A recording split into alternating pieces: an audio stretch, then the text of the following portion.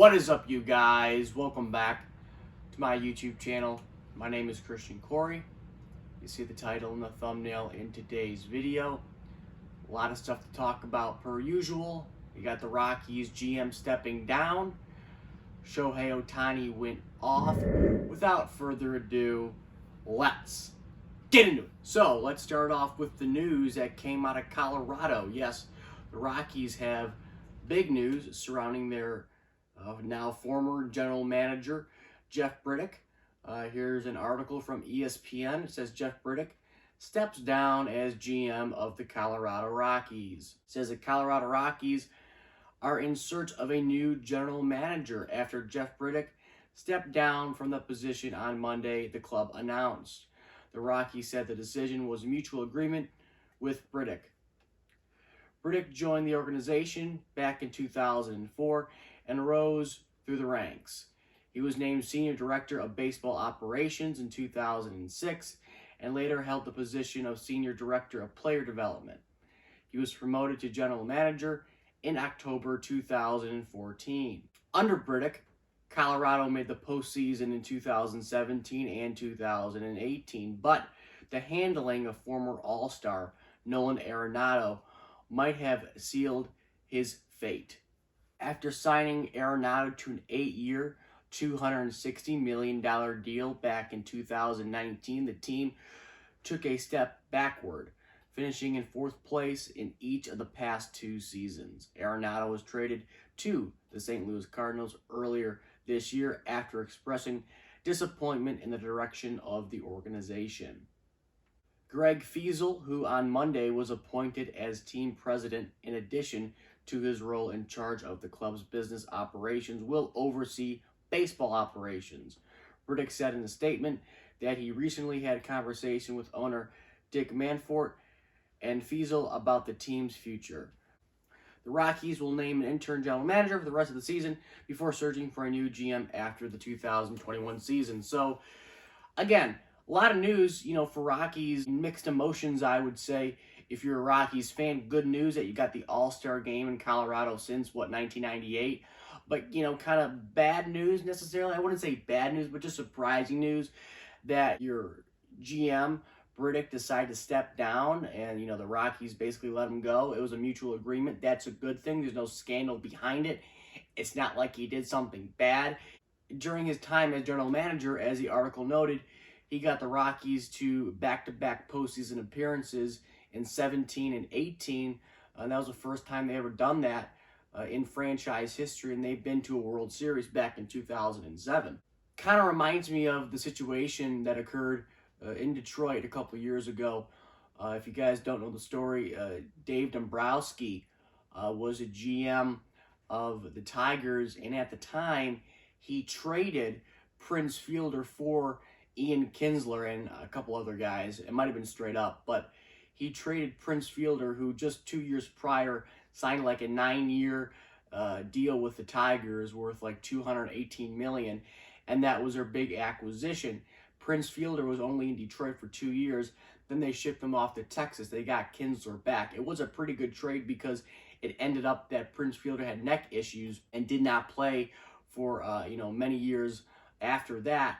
But the Tigers owner at the time, the late Mike Ilitch, was not happy. He did not know that Dombrowski made this move and was pretty ticked off at Dombrowski for making that move. And, because he signed this guy, he knew his father, and he was excited to have Prince Fielder stay here, and he signed him to a big contract, and the Tigers traded Prince Fielder over to Texas, and that was kind of when they started to go downhill after that. They made the playoffs back in 2014. That was the last time the Tigers made the playoffs. But again, that kind of reminds me of this situation here where, the GM signs Nolan Arenado to an extension, and then a couple years later, he ships him out. Reminds me of what happened with Ilitch and Dombrowski. And some think that's the main reason why Dombrowski got fired by Ilitch, the late Mike Ilitch, and the Tigers. Just a quick comparison there. All right, guys, next let's move on to Shohei Ohtani. The night he had in Texas was big, almost as big as the state of Texas, because this guy is unbelievable. You know Babe Ruth is known as a Bambino, but this guy is known as Godzilla. He does everything well on both sides of the ball, and last night in Texas was the first time that a starting pitcher was also leading the league in home runs since Babe Ruth back on June the 13th, 1921, as a Yankees starting pitcher against the Detroit Tigers. At the time, Babe Ruth led MLB with 19 home runs. That was the last time a starting pitcher, led the league in home runs until this man, Godzilla, I would call him, Shohei Ohtani, showed up and had a hoedown in Texas.